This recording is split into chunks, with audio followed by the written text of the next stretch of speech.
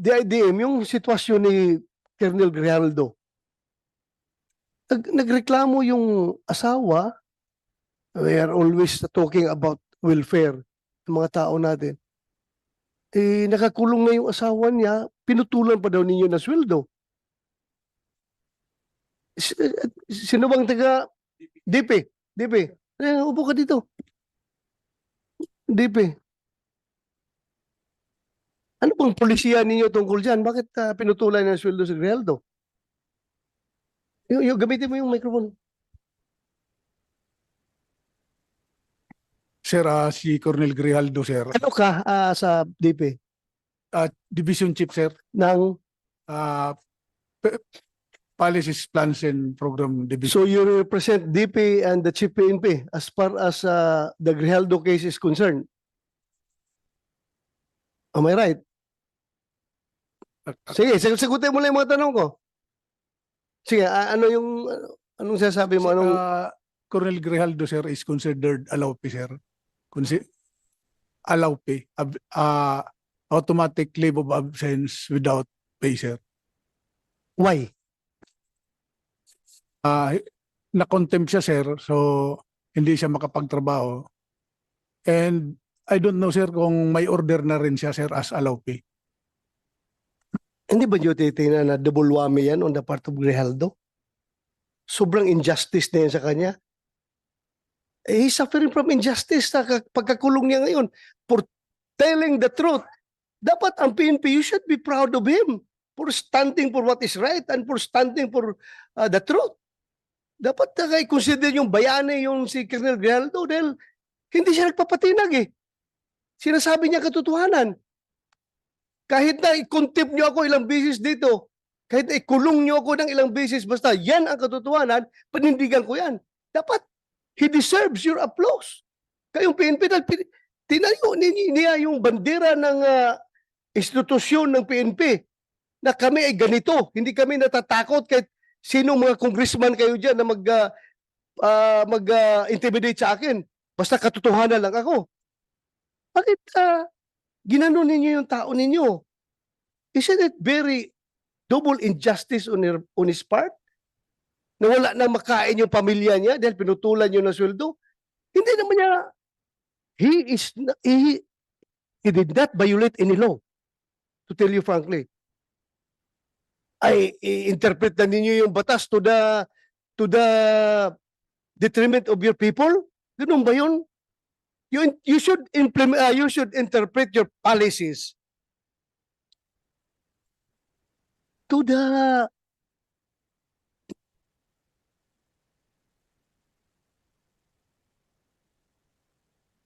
advantage of your people.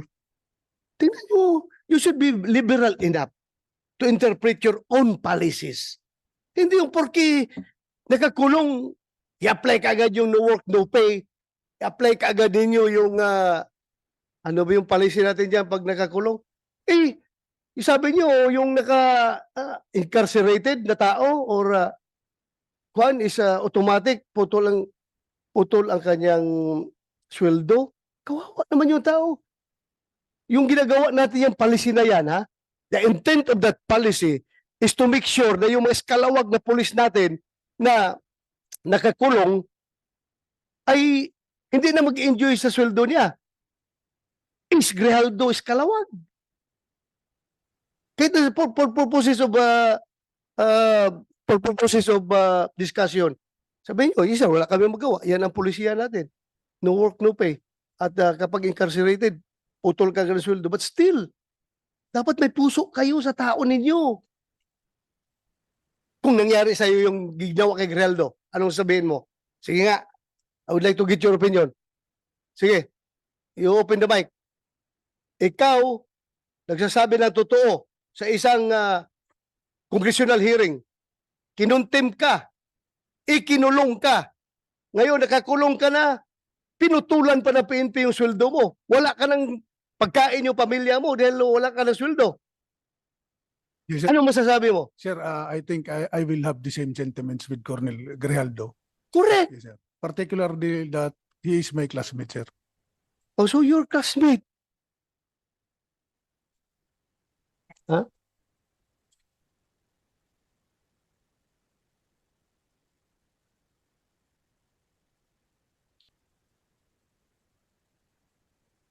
Alam mo, kayo dapat, makinig kayo, dapat manindigan kayo para sa tao ninyo. Not even the House of Representatives, not even the Senate could force you to do injustice to your people. That is double injustice. Ang ginagawa niyo. Tumayo kayo. Ano lang sabihin ng mga patrolman ninyo ngayon doon sa baba? Ganito na lang among PNP, walang bayag. Kinakawawa na nga kami. Kinakawawa pa kami ng sariling ahensya namin. Kapaka-heartless naman ninyo kapag ganun. So classmate mo si Grijaldo. So ano ngayon? Hindi kayo naawa.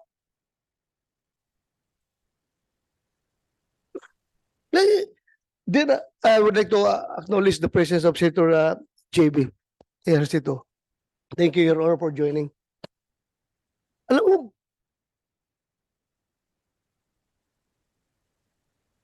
that is why I required the Chief PNP to be here. I would like him to explain his side properly. Dapat. Because as a commander, it's very basic. Dalawa yung ating function as a commander. Number one is the accomplishment of the mission. And number two is the welfare of our men. Dalawa yan. Magkatabi yan. Accomplishment of the mission, welfare of our men. Anong welfare ang ginawa niyo kay Grijaldo? Hindi ba talagang nilaglag ninyo siya? Dahil as I have said, you should be proud of him. Hero ninyo siya.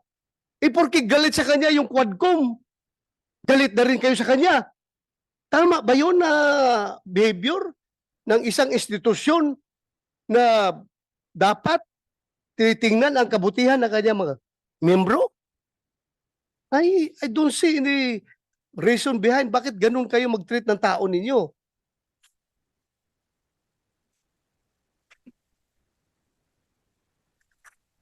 Yes. Can we get your opinion? Your Honor, with respect to the actions of the House of Representatives, unfortunately, that's beyond the jurisdiction, Your Honor, of the Internal Affairs. We don't have an active. That meron kayong control doon sa Quadcom. Wala kayong control, but you have control to your own policies sa pag-apply niyo sa tao niyo, sa polisiyan niyo. Yes, Your Honor. To that end, Your Honor, we have not, so far as Internal Affairs Service is concerned, we have not instituted or recommended as of yet, Your Honor, any disciplinary action on arising from the proceedings in the House of Representatives, Your Honor. Please tingnan ninyo mabuti yan. It's time for you to show to the world that the Philippine National Police is indeed an institution that takes care of its own people. Huwag naman ninyong ganyanin yung tao ninyo. Ikinungulong na nga.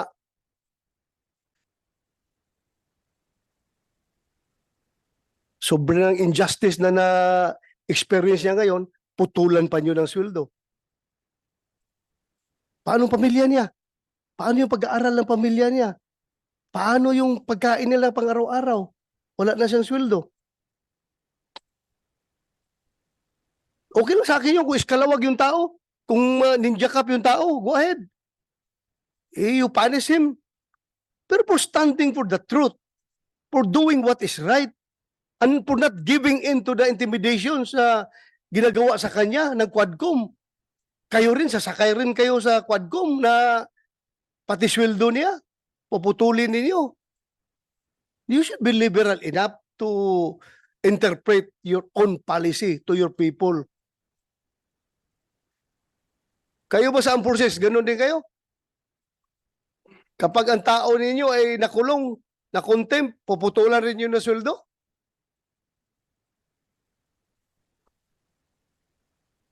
Anybody from the armed forces can speak up?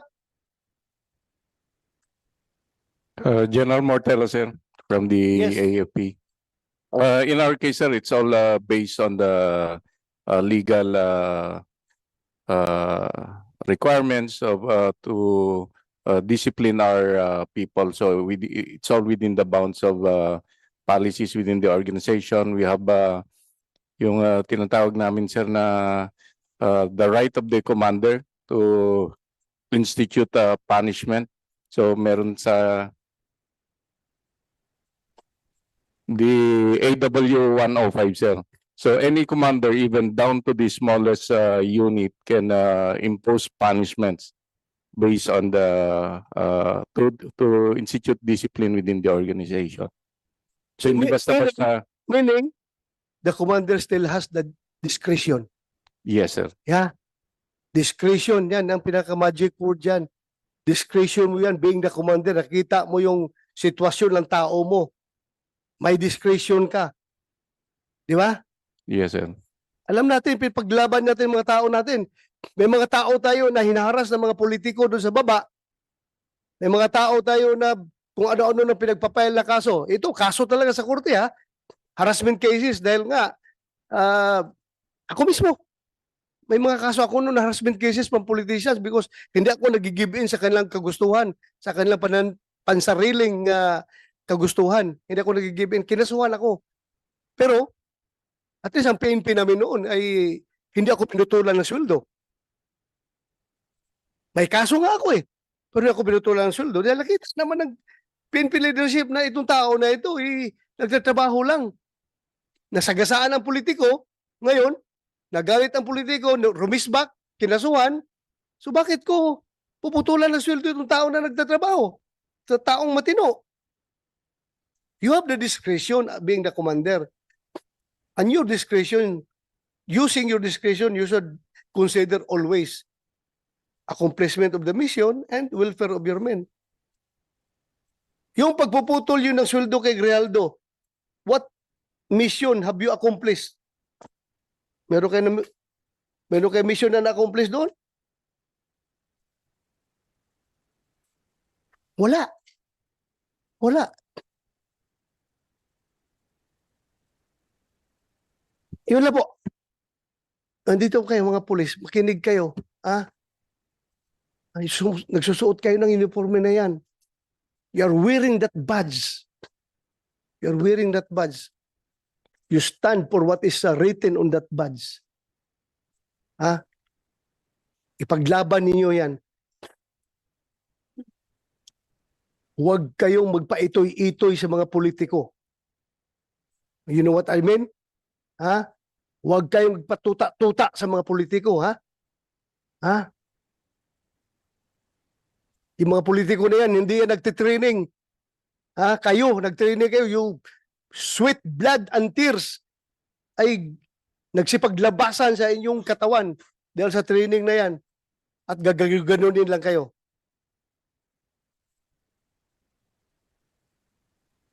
Paglaban ninyo, tauhan ninyo. My God, if I were the Chief PNP at this time, I don't know. Pag ginaganon yung tao ko, I can never sleep soundly at night kapag mayroong injustice na ginagawa sa aking tauhan. More so, the injustice is coming from my own institution itself.